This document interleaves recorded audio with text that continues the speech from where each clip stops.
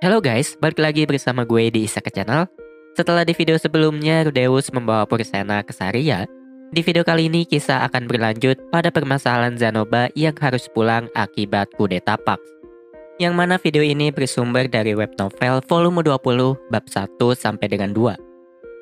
Setelah sebelumnya Zanoba tiba-tiba menyatakan kepulangannya, kini dirinya, Rudeus, Cliff, Elinalis, Julie, dan Ginger pun berkumpul untuk berdiskusi. Dengan suasana yang begitu suram, pertama-tama Rudeus pun membaca isi dari ketiga surat yang baru saja diterima Zanoba. Surat pertama bercerita mengenai gejolak politik yang terjadi di Siron selama setengah tahun terakhir, yang mana intinya mengenai kudeta Pax yang berakhir dengan terbunuhnya seluruh anggota keluarga kerajaan setelah mendapat dukungan dari kerajaan Raja Naga tempat dirinya belajar. Dan karena telah menjadi Raja Siron, maka setengah dari isi surat tersebut hanyalah puji-pujian untuk Pax. Lalu surat yang kedua bercerita mengenai apa yang terjadi setelah kudeta. Karena hampir semua menteri dan jenderal diganti ataupun kabur, maka kini Siron sedang begitu lemah. Yang mana hal tersebut membuat negara tetangga bersiap untuk menyerang, sehingga Zanoba pun diminta untuk pulang. Dan terakhir, surat ketiga pun hanya berisi perintah resmi mengenai kepulangan Zanoba. Walau surat tersebut terlihat meyakinkan, namun Rudeus masih menaruh curiga kepada Pax. Karena akibat misi penyelamatan Lilia dan Aisyah, Pax pun akhirnya diasingkan di kerajaan Raja Naga. Walau terjadi 8 tahun lalu, namun terdapat kemungkinan bahwa Pax masih menyimpan dendam dan berniat untuk menghabisi Zanoba demi mengamankan posisinya. Sehingga karena alasan itulah, semua orang tidak setuju apabila Zanoba pulang ke Siron untuk ikut berperang. Selain karena takut Zanoba akan dibunuh setelah menjadi pahlawan, semua orang pun merasa aneh apabila Zanoba ingin mengikuti perintah Pax yang telah membunuh seluruh keluarganya. Sehingga Rudeus pun sempat terpikir untuk mengusingkan Zanoba di bawah perlindungan Ariel apabila Zanoba melakukan hal tersebut karena takut akan dihukum kerajaannya. Namun sayang Zanoba tetap bersikeras, karena menurutnya hal tersebut merupakan perintah resmi kerajaan. Walau Pax telah naik tahta melewati jalan kudeta, namun Zanoba tidak memperdulikannya berhubung Pax telah menjadi Raja Siron saat ini. Dan dengan tawanya yang begitu dipaksakan, selanjutnya Zanoba pun menjelaskan alasannya yang lain. Seperti yang Rudeus ketahui, Zanoba selalu dianggap pengganggu akibat tidak bisa mengendalikan kekuatan Mikonya. Yang mana setelah membunuh adik dan juga istrinya, Zanoba pun mulai dipanggil sebagai pangeran penghancur kepala. Walau hal tersebut sempat memicu perang saudara, namun Zanoba tidak pernah dihukum berhubung dirinya merupakan seorang Miko. Padahal dengan segala hal yang terjadi, seharusnya Zanoba telah dihukum mati semenjak dulu. Selain itu, walau telah diasingkan ke Ranoa, namun kerajaan tetap membiayai Zanoba untuk bersekolah di akademi bergengsi. Yang mana hal tersebut terjadi karena kerajaan masih menaruh harapan kepada Zanoba di suatu waktu nanti. Dan karena kini waktunya telah tiba, maka Zanoba pun akan membayar semuanya, walau hal tersebut berarti harus melayani Pax. Walau Rudeus telah menyatakan ketakutannya mengenai kemungkinan Zanoba akan terbunuh, namun Zanoba sendiri tidak keberatan karena seharusnya dirinya sudah dihukum mati semenjak dulu. Yang mana di saat mengatakan hal tersebut, Zanoba tampak seperti prajurit Jepang yang siap mati untuk negaranya. Setelahnya Zanoba pun meminta Rudeus dan Cliff untuk tidak bersedih. Karena menurutnya, berkat Rudeus dan Cliff lah dirinya dapat mulai memahami tujuan dan tanggung jawab dalam hidupnya. Karena sebelum bertemu Rudeus di Kastil Siron, dirinya tidak pernah sekalipun memikirkan kewajibannya. Walau waktu itu dirinya sudah memasrahkan segalanya, namun Rudeus tetap tidak ingin kehilangan Zanoba. Karena seperti yang kita tahu di alur waktu lain pun, Zanoba akan terus berada di samping Rudeus. Walau waktu itu Rudeus telah menjadi seorang sampah. Sehingga Rudeus pun memutuskan untuk ikut bersama Zanoba dan melindunginya sekuat tenaga. Selanjutnya Rudeus pun pergi ke kantor Orsted sembari merenungkan masalah tersebut. Pertama, apabila didasari buku harian masa depannya, maka seharusnya Zanoba akan tetap berada di Saria hingga akhir hayatnya. Sehingga terdapat kemungkinan bahwa kudeta Pax tidak pernah terjadi atau bahkan mengalami kegagalan di alur waktu tersebut. Dan ketika teringat bahwa Hitogami tidak pernah melakukan pergerakan besar selama 1,5 tahun lamanya, maka nampaknya cukup masuk akal apabila Pax merupakan salah satu bidaknya. Namun ketika menanyakannya kepada Orsted, Orsted pun bercerita mengenai apa yang terjadi pada perulangan yang dilewatinya. Pertama, dalam banyak perulangan, Pax selalu berhasil melakukan kudeta seperti apa yang terjadi kali ini. Namun tanpa kehadiran Rudeus, dukungan terbesar Pax berasal dari para kesatria yang keluarganya disandra dan dijual ke pasar budak oleh Pax. Dan begitu menjadi raja, Pax akan merubah sistem pemerintahan Chiron menjadi republik, yang mana setelahnya Republik Chiron berhasil menjadi salah satu dari 4 negara terbesar di dunia dengan menguasai setengah zona pertikaian. Namun walau begitu, 30 tahun semenjak kudeta, Republik Chiron pun akan hancur karena suatu alasan. Di sisi lain, nampaknya Hitogami pun ingin mencegah terbentuknya Republik Chiron dengan memanfaatkan Rudeus. Karena apa yang diinginkan Hitogami dalam misi penyelamatan Lilia dan Aisha dulu, nampaknya adalah untuk menghancurkan masa depan Pax. Sehingga Orsted pun merasa curiga bahwa semua yang terjadi saat ini merupakan jebakan Hitogami. Selain ingin menggagalkan terbentuknya Republik Chiron, bisa saja Hitogami pun berniat untuk memancing Rudeus ke hadapan para bidaknya. Karena tahu bahwa Rudeus tidak akan meninggalkan Zanoba, maka hal tersebut menjadi kesempatan bagus untuk Hitogami.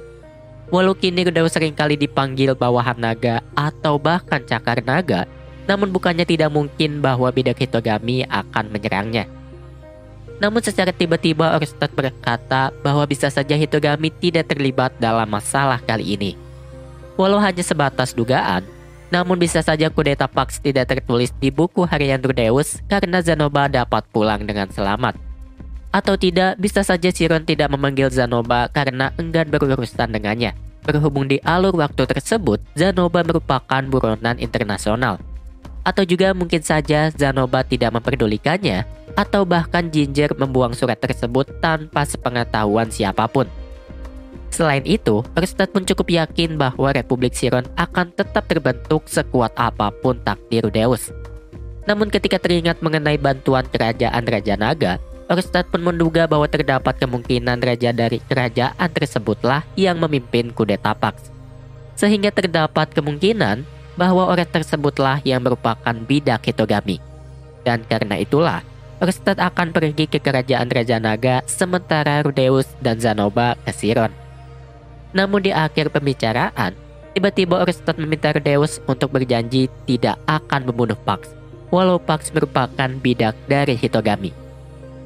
Dan singkat cerita, Rudeus pun menjelaskan segalanya kepada semua orang di rumah. Waktu itu Rudeus merasa sedikit bersalah karena belum tentu bisa pulang ketika Eris melahirkan 3 bulan lagi. Namun ternyata Eris sendiri tidak mempermasalahkan karena bayinya akan tetap lahir walau Rudeus tidak berada di sisinya. Karena andai kata di rumah pun Rudeus hanya akan memegangi tangannya sementara dirinya lah yang bersusah payah melahirkan.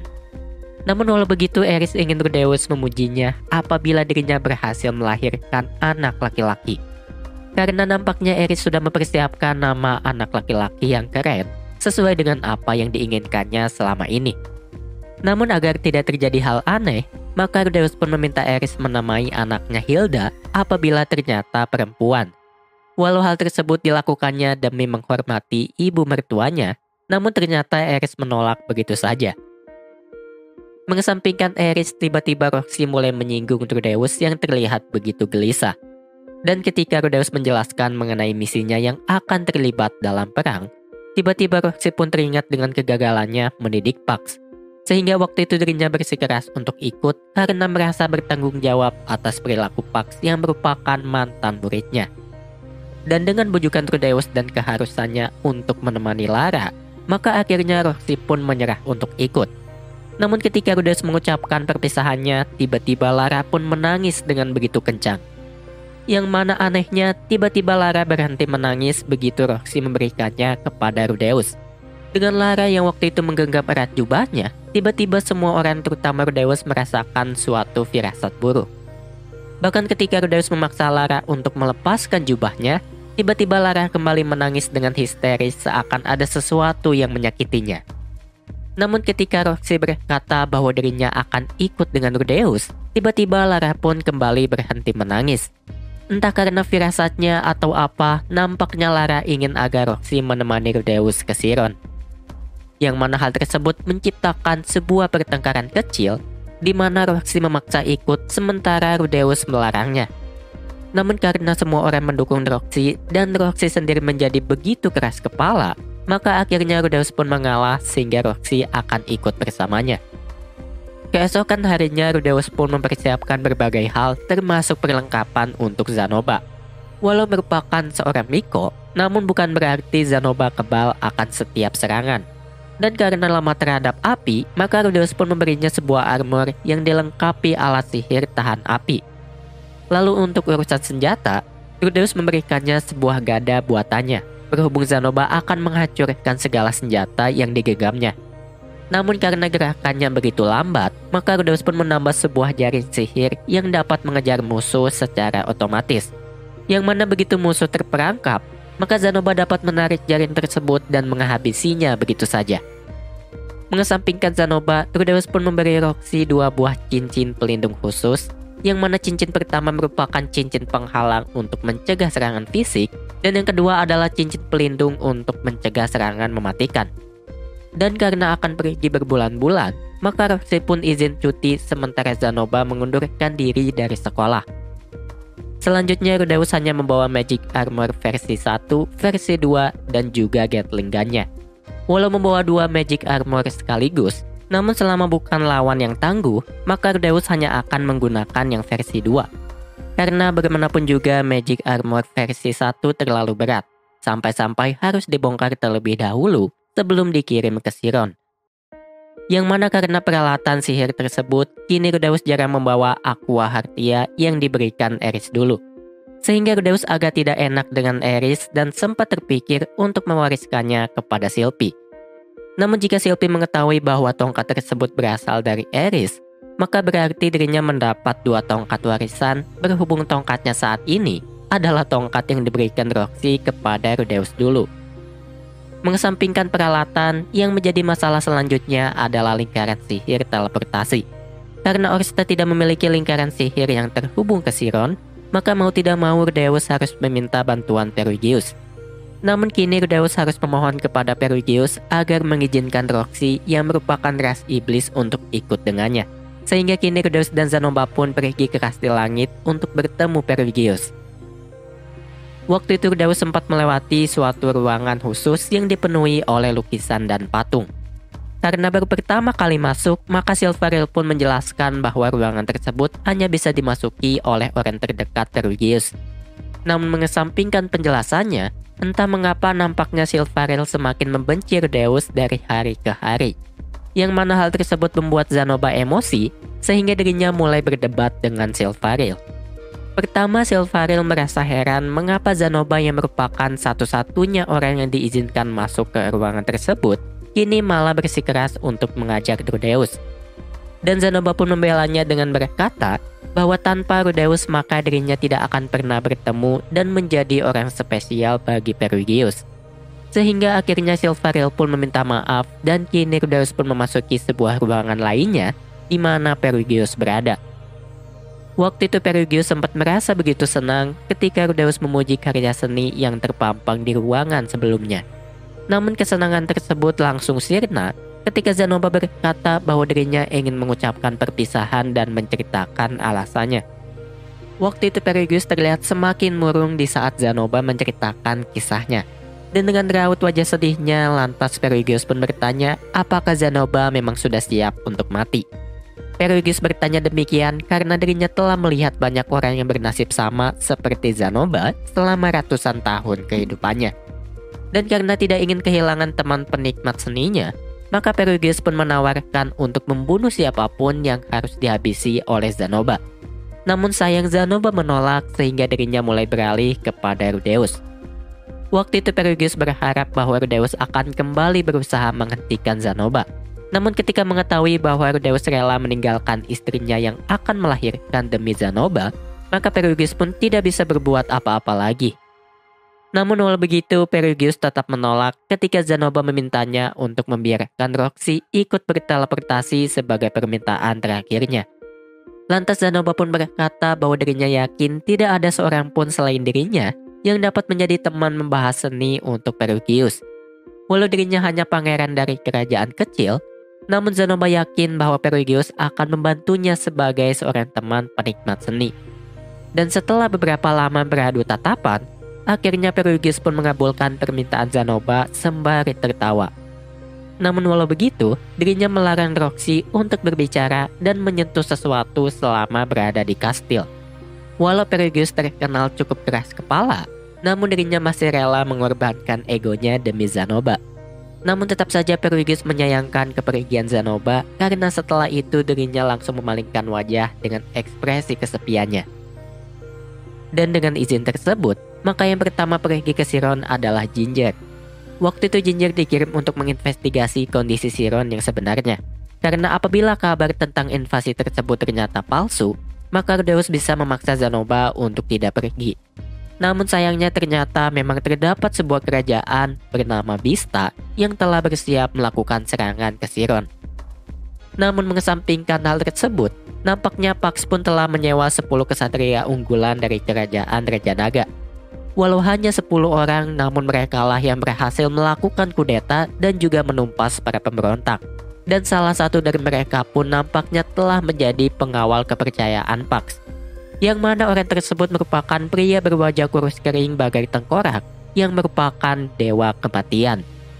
Dewa kematian sendiri seharusnya berada di peringkat kelima dalam 7 kekuatan dunia, sehingga kemampuannya lebih tinggi dari Dewa Pedang dan Dewa Utara yang berada di posisi ke-6 dan ke-7. Bahkan berarti posisinya hanya satu tingkat di bawah Dewa Iblis Laples yang telah membawa bencana besar ratusan tahun lalu. Di sisi lain, Zanoba yang nampak cemas pun ingin segera pergi ketika mendengar hal tersebut. Sehingga Rudeus pun memutuskan untuk pergi ke Chiron beberapa hari lagi setelah melakukan persiapan. Sekian dulu untuk cerita Mushoku Tensei di video kali ini. Terima kasih bagi para pendengar dan juga penonton dimanapun kalian berada. Sampai jumpa di video Isaka selanjutnya. Bye!